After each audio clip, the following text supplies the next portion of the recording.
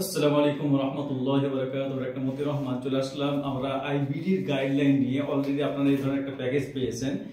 তো আপনারা এই অনেকে আসলে এই প্রোডাক্টগুলো নেওয়ার পরে মনে করেন যে এটা খেলেই আপনি ভালো হয়ে যাবেন এবং কোনো ধরনের নিয়মের তোয়াক্কা করেন না। কিন্তু আপনি জানবেন যে আমাদের বাপদাদারা দেখেন যে যখন জ্বর হতো তখন দেখেন যে আপনার ওষুধ না খেয়ে কিছু নিয়ম কারণ ফলো করতে, হয়তো গামস করা বা একটু লেবু পানি খাওয়া বা আপনার এই ধরনের বিষয়গুলো কিন্তু তারা ফলো করতো।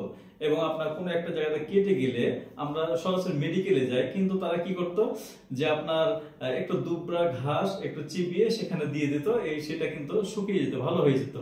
কিন্তু এই আধুনিক যুগে আমরা আসলে যখন পেটের আলসারের প্রবলেম হয় বা কোনো জায়গায় ক্ষত হয়, ঘা হয়, আমরা একদম ভয় পেয়ে যাই।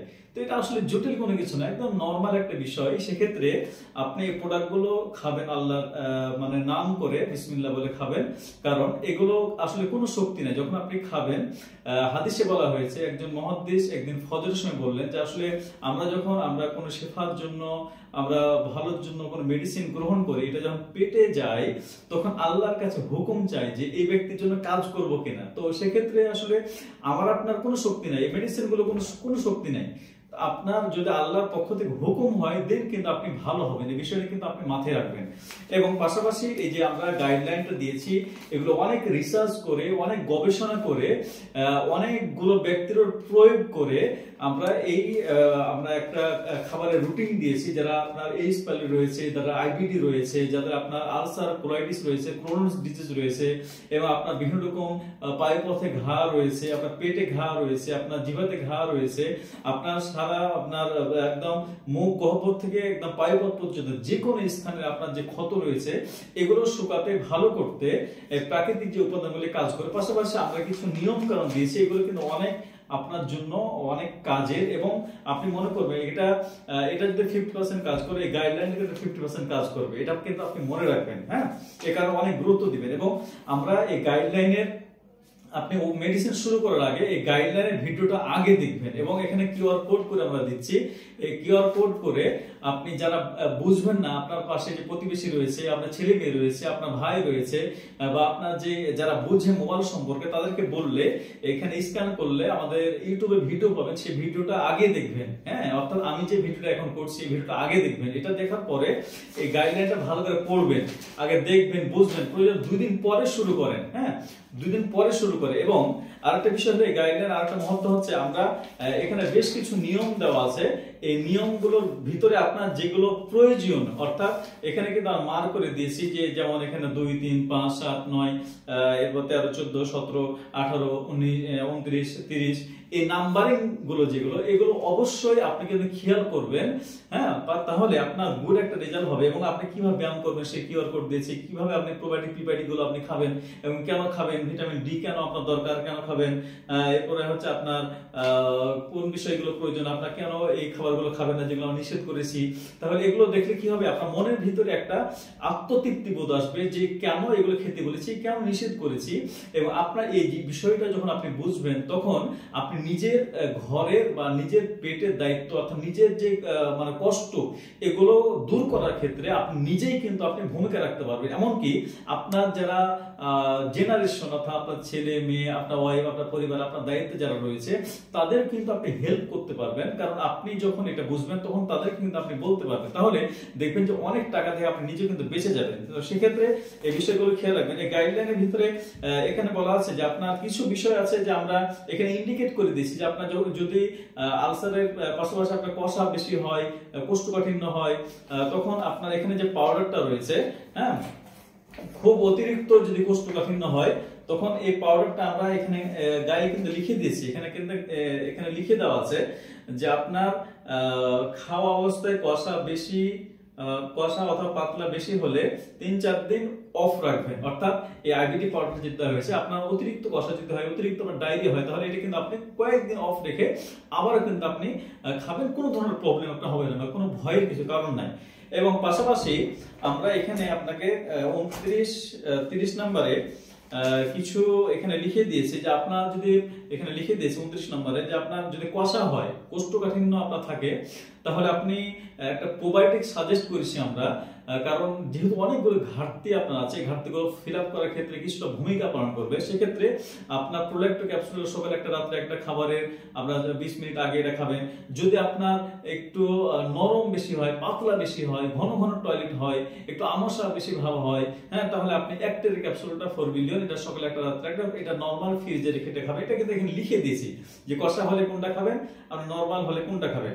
এবং পাশাপাশি ভিটামিন ডি দিয়েছি। তো ভিটামিন ডি টার ক্ষেত্রে একটু সাবধানতা অবলম্বন করবেন। অনেকের ডি খেলে একটু প্রবলেম তৈরি হয়। তো সেক্ষেত্রে আগে যদি কখনো আপনি ভিটামিন ডি খেয়ে থাকেন এবং আপনি কোনো প্রবলেম ফেস করেন, সেটা আপনি কিছুদিন পরে শুরু করতে পারেন। বিশেষভাবে যদি আপনার পাতলা নরম থাকে, তাহলে আপনি কিছুদিন পরে শুরু করলেন, যখন আপনার মোটামুটি একটা ব্যালেন্স আসলো।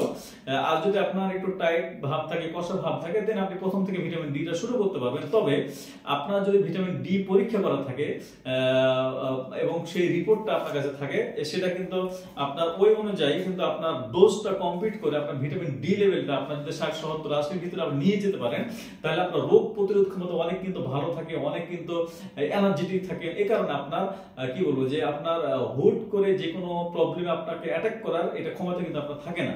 তো সেক্ষেত্রে আপনার ইমিউনিটি সিস্টেমটা বুস্ট করার জন্য আমাদের যে পথ্যগুলো দিয়েছি, যে ওষুধগুলো, যে প্রোডাক্টগুলো দিয়েছি, পাশাপাশি যে গাইডলাইনগুলো দিয়েছি এবং যেগুলো সাজেস্ট করেছি, এগুলো ফলো করা আপনার জন্য অত্যন্ত জরুরি। পাশাপাশি যে বিষয়গুলো এখানে বলেছি সেটা হচ্ছে আপনার সুগারের যে ফুডগুলো, এগুলো অবশ্যই আপনি বিরত থাকবেন। এরপর হচ্ছে ব্যায়ামগুলো আপনি করবেন। এরপর হচ্ছে আপনার ভিটামিন ডি এর কথা আমি বললাম। এবং আপনার মেথি পানি যেটা, এটা মেথি পানিটা আপনি রাত্রে ভিজিয়ে রেখে সকালে আপনি খাবেন।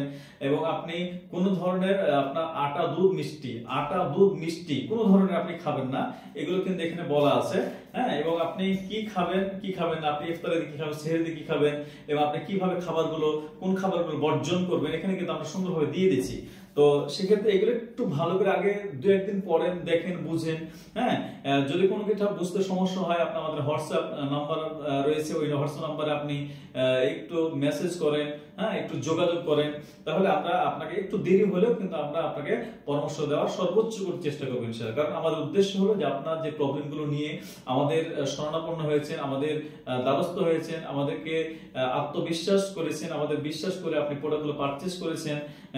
তো সেক্ষেত্রে আপনার এই বিশ্বাসের জায়গাটা যাতে করে আপনার ভালো থাকে, আপনার রোগটা ভালো হয়, আপনার প্রবলেমটা চলে যায়, হ্যাঁ, এবং আপনি একটা ভালো জীবন ফিরে পান। এই জন্য আমাদের সর্বোচ্চটুকু আমাদের পক্ষ থেকে আমরা চেষ্টা করবো ইনশাআল্লাহ। এবং আপনাকেও চেষ্টা করতে হবে যাতে করে আপনি এই প্রোডাক্ট এবং এই গাইডলাইন এই দুটো ফলো করার মাধ্যম দিয়ে আপনি আপনার যে প্রবলেমটা আছে এটা কিন্তু শতভাগে কিন্তু ভালো করতে পারেন। আপনি অন্তত আপনি ভালো থাকার একটা ওয়ে কিন্তু আপনি খুঁজে নিতে পারেন। এবং আপনার যে জটিলতা থাকে, ক্লোন ক্যান্সার যদি হয়ে যায়, কেটে ফেলতে বলে অনেকের, আপনার কেটে ফেলার ক্ষেত্রে, যেমন আমাদের আব্দুল রাকিব ভাই, ওনার ভিডিও দেওয়া আছে, আপনি দেখবেন যে ওনাকে কিন্তু ক্লোনটা কেটে ফেলতে বলেছিল। তো সেক্ষেত্রে আমাদের ট্রিটমেন্ট নেওয়ার পর আলহামদুলিল্লাহ উনি কিন্তু প্রায় 2 বছর প্রায় হয়ে গেল, 2 বছর আলহামদুলিল্লাহ উনি কিন্তু ভালো আছেন।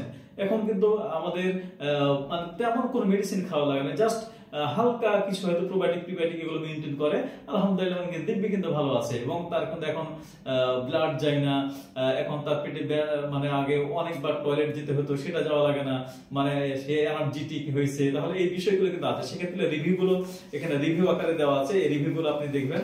তাহলে এগুলো দেখলে কি হবে, আপনার মনের ভিতরে যে আত্মতৃপ্তি বোধ এগুলো আসবে এবং অনেক ভালো লাগবে। তো ভালো থাকবেন, আপনাদের পাশে আছে ইনশাআল্লাহ। এবং আপনার কোনো ভয় নাই এটা নিয়ে, এবং আপনাকে কোনো দুশ্চিন্তা নাই, এবং এটার জন্য যে আপনি মারা যাবেন এটাও না, আপনাকে ভোগাবে। আপনি একটা স্থির হন, আমাদের যে পরামর্শগুলো 6 থেকে 9টা মাস আপনি একটু কন্টিনিউ করেন। আশা করছি আপনার যে প্রবলেমগুলো আছে এগুলো টুডে টুমরো ইনশাআল্লাহ চলে যাবে ইনশাআল্লাহ। তো ভালো থাকবেন, আবারও নতুন একটা জায়গাতে দেখা হবে, এবং আপনার ভালো লাগা এবং আপনার যে কর্মসংস্থান সেখানে আপনি ফিরে যেতে পারবেন, এবং আপনি নতুন উদ্যমে আপনার জীবনকে ফিরে পাবেন ইনশাআল্লাহ, সেই প্রত্যাশাই রাখছি। আসসালামু আলাইকুম ওয়া রাহমাতুল্লাহ।